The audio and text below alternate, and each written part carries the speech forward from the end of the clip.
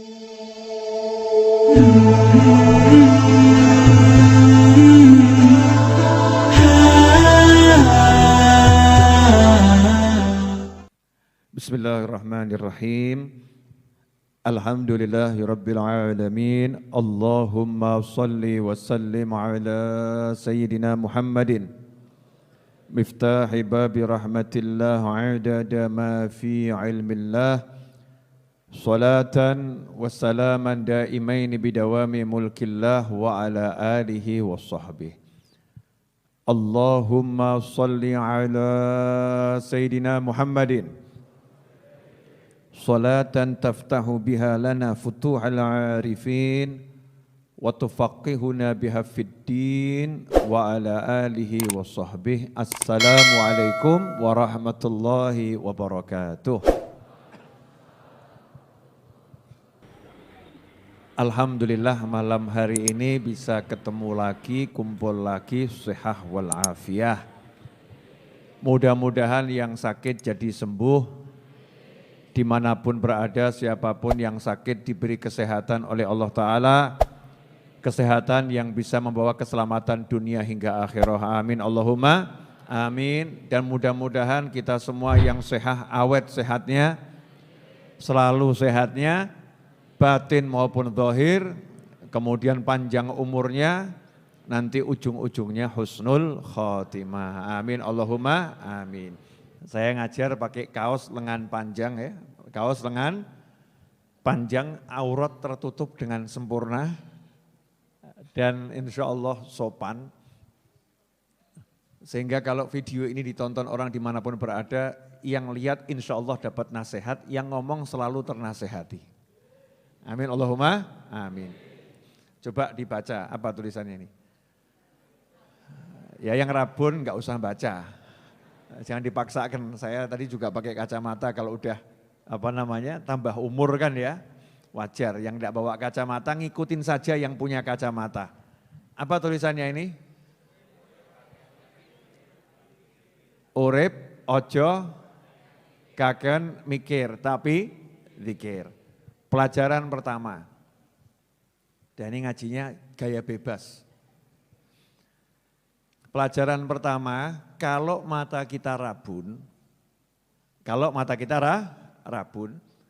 ya pakai kacamata. Kalau enggak punya kacamata, tanya sama yang matanya sehat. Betul begitu? Baru urusan membaca tulisan urip ojo kakean mikir tapi zikir, itu kita saja kalau matanya rabun minta tolong orang lain, tulung itu tulisannya apa, betul? Dan kita nanya sama orang yang kita percaya, benar atau benar? Nah, lantas urusan surga yang enggak kelihatan, neraka yang enggak kelihatan, azab kubur yang enggak kelihatan, padang mahsyar yang enggak kelihatan, rezeki yang enggak kelihatan. Rezeki itu kelihatan enggak? Enggak, barang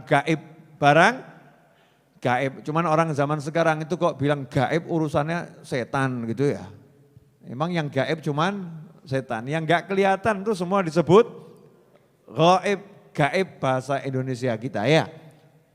Jadi rezeki juga termasuk enggak kelihatan. Nah semua yang enggak kelihatan karena kita enggak bisa lihat, nanya sama yang bisa lihat. Siapa yang bisa lihat? Para nabi dan para rasul. Muncul kelompok ngeyel. Loh, bukankah yang tahu yang gaib hanya Allah? Selain Allah tidak ada yang tahu yang gaib. Ini belajarnya enggak nutup. Baru kalimat pembuka dari miliaran kalimat yang dipegang cuman depannya saja, ujung belakangnya aja enggak tahu. Dan enggak mau belajar. Memang betul tidak ada yang tahu yang gaib kecuali Allah. Tapi Allah itu maha berilmu, maha mengetahui, dan maha mengajarkan kepada orang-orang yang tidak tahu sehingga menjadi tahu.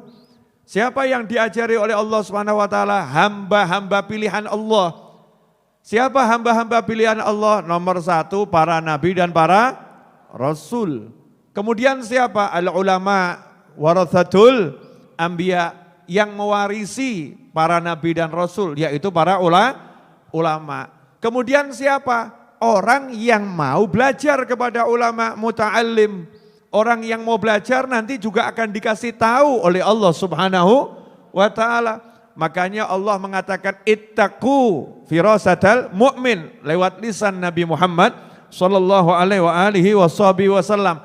Hati-hati kalian terhadap firasat seorang mukmin. Fa innahu yanzuru binurillah.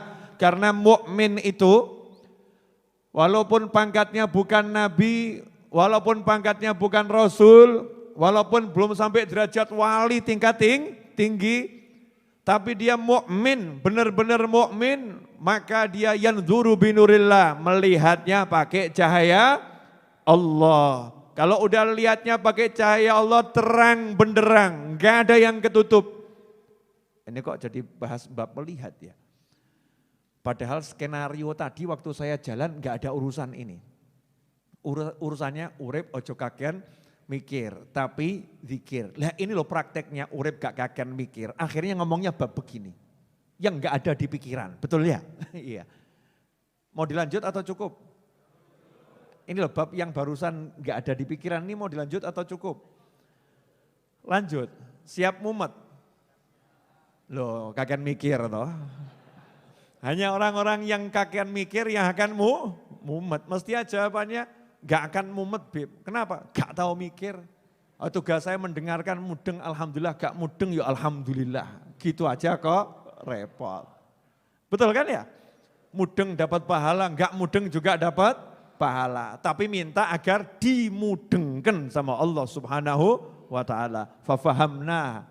Ya, dan kami memahamkan. Kami memahamkan. Manusia itu enggak paham apa-apa. Hanya Allah yang maha paham, Allah memahamkan manusia biar jadi paham. Manusia yang mana? Yang dipahamkan sama Allah Subhanahu wa ta'ala. Jadi kalau jenengan enggak paham, ya nanti minta dipahamkan. Kalau enggak paham-paham, nanya sama yang dipahamkan. Nanti insya Allah jadi paham. Betul ya? Ngeluh, lihatnya enggak pakai nurullah, enggak pakai cahaya Allah. Nah kalau orang-orang yang imannya kuat, lihatnya binurillah, pakai cahaya Allah, dia ngerti yang di depannya itu apa ngerti. Allah akan bukakan ketenangan dalam hatinya. Kenapa? Paham, selama kamu masih hidup rezekimu ada, selesai. Terus tugas kau apa? Obah mama, bergerak saja, nanti ada barokah. Bu, jadi udah paham sekarang maksudnya? Nah kalau kita ternyata belum bisa melihat, nanya sama orang yang bisa melihat. Nanya kepada siapa? Nomor satu anbiya wal mursalin alaihimussalatu wassalam. Nanya sama para nabi dan para rasul. Makanya kalau kita lihat sahabat-sahabat kanjeng Nabi Muhammad SAW yang melek. Sahabatnya Rasulullah itu melek, bukan merem, melek. Ya melek. Yang melek saja, bisa lihat saja, nanya sama nabi. Kenapa? Karena nabi itu adalah sumbernya melek, sumbernya penglihatan. Nabi adalah nurnya Allah Subhanahu wa ta'ala.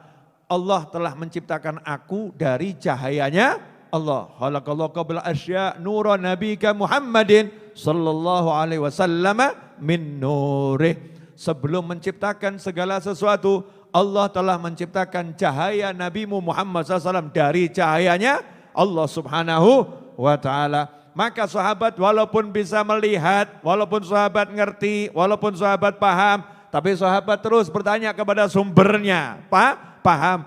Pada sumbernya cahaya. Siapa? Baginda Muhammad SAW. Nanya sahabatnya Rasulullah SAW. Ya contoh, ini yang sering diceritakan tuh loh. Bab mumet-mumetnya orang sekarang. Itu ada sahabat tapi enggak mumet. Cari solusi, beda loh mumet sama cari solusi. Jadi kalau menerjemahkan kisah sahabat jangan kamu samakan dengan kehidupanmu. Ada sahabat mumet, Masya Allah. Sahabat kepanggil kanjeng Nabi SAW kok mumet, pada awakmu ketemu aku mumet. Kamu ketemu saya pusing, sahabat tuh ketemunya Rasulullah SAW. Iya ketemunya Rasulullah SAW, enggak mumet tapi minta solusi. Cari solusi, nyantai gitu loh. Masalahnya ini, solusinya apa ya? Nanya begitu. Datang sahabat kepada Nabi Muhammad SAW, dicari sama Rasulullah. Ini kisahnya banyak ya, satu dulu boleh, satu-satu ya. Ada satu sahabat itu dilihat oleh Nabi SAW, Jumatan beberapa kali ngilang. Kalau waktu Jumatan gak kelihatan. Perlu dijelaskan dulu, zaman Nabi SAW Jumatan tuh kumpul semua di satu masjid. Berangkatnya biasanya habis azan subuh udah berangkat Jumatan. Dari desa-desa udah ngumpul semua berangkatnya ya. Makanya Imam Ghazali mengatakan awal bid'ah. Bid'ah pertama kali dalam Islam adalah berangkat Jumatan menjelang zuhur itu bid'ah. Dulu tuh berangkat Jumatan tuh habis subuh tuh langsung berangkat Jumatan itu.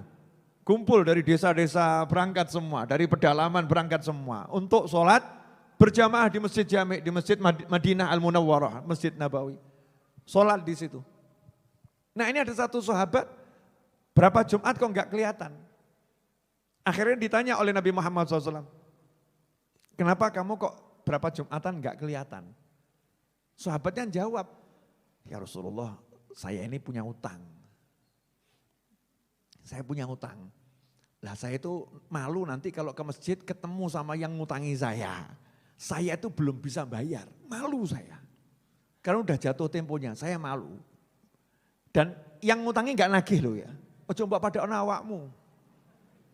Sengaja datang Majelis Ar-Raudhah, terus ketoke wonge teko nggo.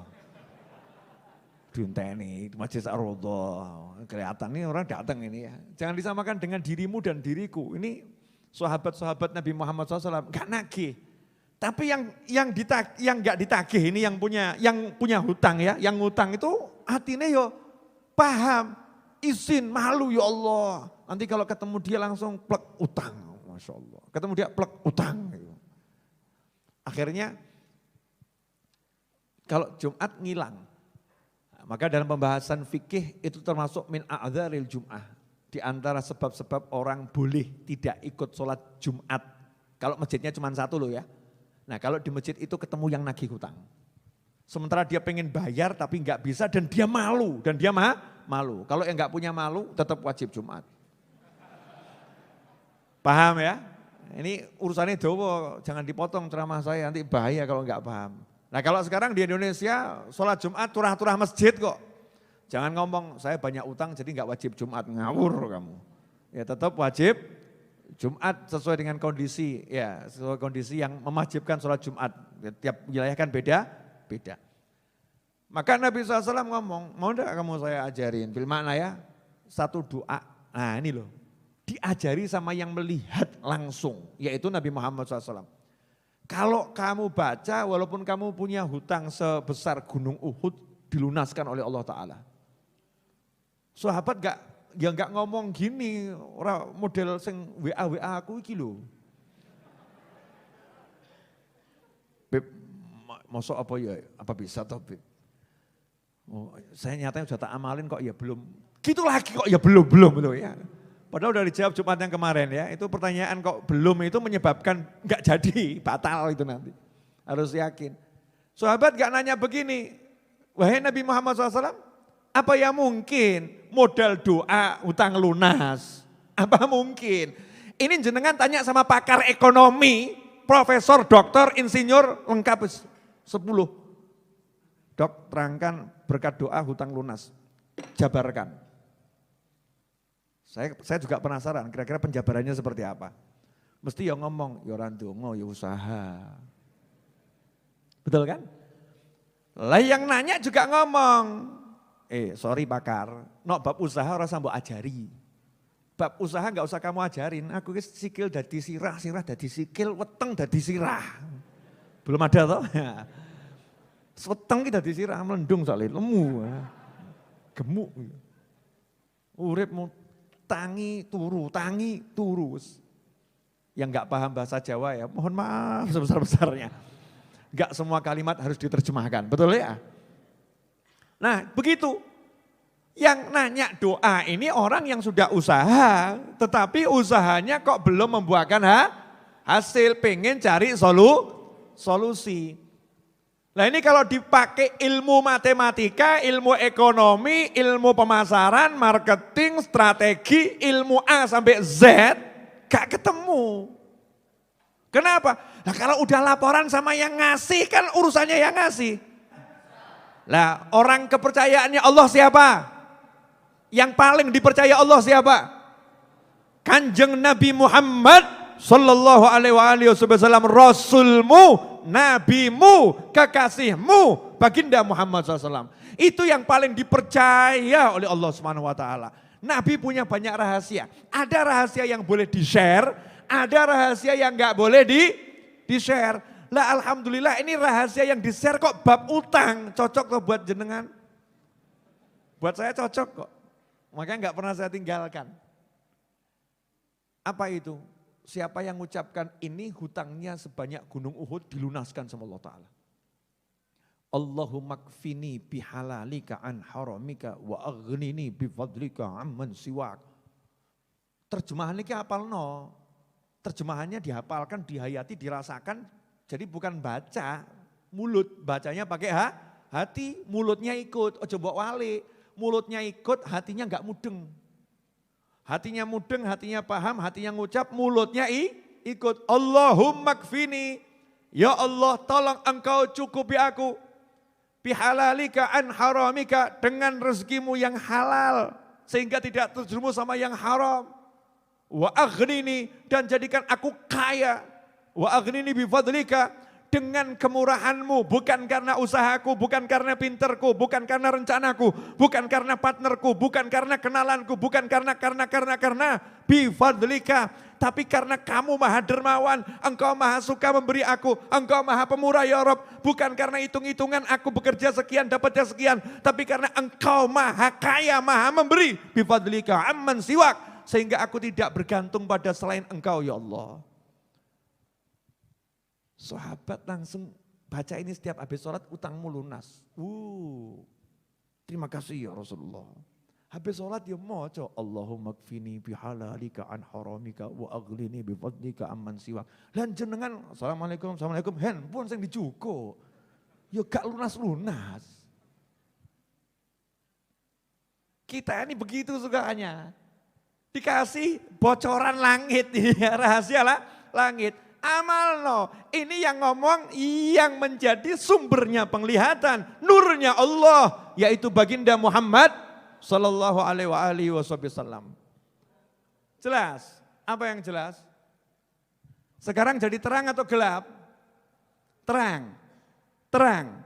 Baru jenengan dapat contoh dari peristiwa saya dan Habib Muhammad, itu terang. Lah kalau dapat contohnya langsung dari Kanjeng Nabi Muhammad SAW, kira-kira seperti apa? Maka bayangkan hidupnya sahabat itu nikmatnya seperti apa. Nikmatnya luar biasa. Hidupnya Syekh Abdul Qadir Al-Jilani radhiyallahu anhu dan orang-orang yang hidup di zaman beliau, mencintai beliau, rasanya nikmatnya seperti apa. Hidupnya Syekh Habib Abdullah bin Alwi Al-Haddad itu seperti apa. Hidupnya Wali Songo seperti apa. Terang benderang. Jadi yo adem, ayem, tentrem, nikmat, gak ono pikiran macam-macam. Jelas? Yuk baca berjamaah. Ini teknik untuk memasarkan dagangan saya. Dagangannya bukan kaosnya, tapi kalimatnya. Paham ya? Saya sengaja pakai kaos ini dan nanti akan muncul kalimat-kalimat yang lain insya Allah. Tujuan saya apa? Biar banyak orang sekarang ini mendakwahi orang lain, gak usah pakai ngomong. Gak usah pakai gurui, pakai kaosnya niat dakwah. Jadi kalau ketemu orang yang baca, siapa tahu dapat pelajaran. Kenapa pakaian kita gak ada yang jadi alat dakwah? Salah satu pakaian kita, satu aja, entah topi kita, entah kopiah kita. Tapi jangan ditaruh di belakang, karena kalau di belakang pas sholat nanti orang gak jadi sholat. Allahu Akbar, tenang no pikirmu. Moco ya gak tenang tuh ya. Jangan, taruh di depan nih maksudnya biar yang belakang gak bisa baca. Ini kan saya menjawab orang-orang yang nonton Bib kok di belakang nggak dikasih tulisan. Kenapa tulisannya di depan? Itu bedanya kalau ulama buat kaos. Oh iya.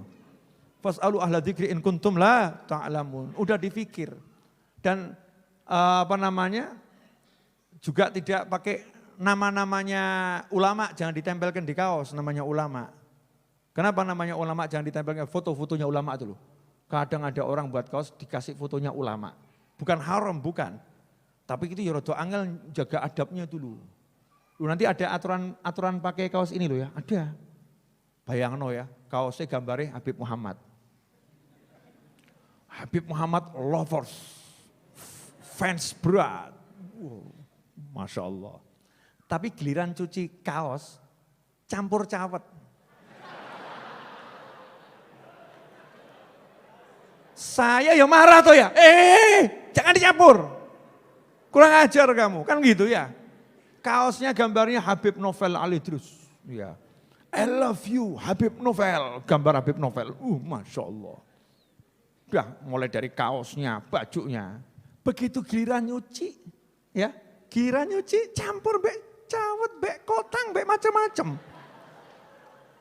Saya mau nanya, mohon maaf. Itu kira-kira sama dengan gini loh ya, cawet, tempel ke rupaku, cawet, kotang. Kan ya kurang ajar. Paham enggak? Paham? Ada toto kromonya. Kaosnya tulisan solawat kepada Nabi Muhammad SAW. Nganggo solawat. Habis itu digeletakkan di bawah. Ada toto kromonya, harus ngerti. Kalau orang punya ilmu beli kaos ya dan buat kaos harus pakai ilmu. Yang beli kaos-kaos yang kalimat-kalimat hikmah, ya itu kalimat hikmah itu mahal. Maka kalian nanti kalau nyuci ya harus penuh dengan hikmah. Ngomong sama yang bagian nyuci, hati-hati lo. Wah engkau kualat awakmu. Ini kalimat hikmah gitu. Apa bunyinya? Tirukan? Tirukan ya, tirukan. Aku tak mau sih. Urip. Ojo. Kakean. Mikir. Tapi zikir. Ojo mikir tapi zikir. Ojo mikir tapi zikir. Dah, itu ide kalau yang membuat kaos berikutnya. Kan ini ojo kakean mikir tapi zikir. Kalau jenengan mau buat kaos dimanapun berada di Indonesia ini, itu akan jadi modal usaha. Daripada ngelamun, meneng neng omah, bau. Habib Novel saja enggak malu dan memang tidak perlu malu. Cari yang halal. Buat kaos, buat pisang goreng, buat telo, belanggreng, apa yang wujudnya? Bau. Jangan mengharapkan dari orang lain bergerak. Tapi nanti kamu akan melihat keajaiban. Rezekimu bukan di kaos.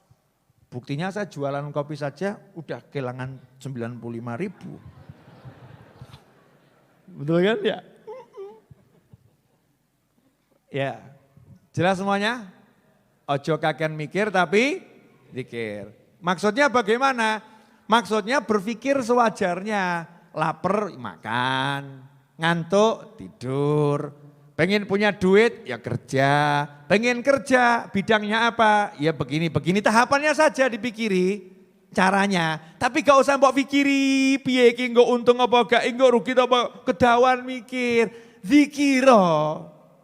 Zikir, Yasin, Waqiah, Duha, Birrul Walidain, sedekah, itu diamalkan. Sehingga nanti jalannya itu akan terbuka. Makasih.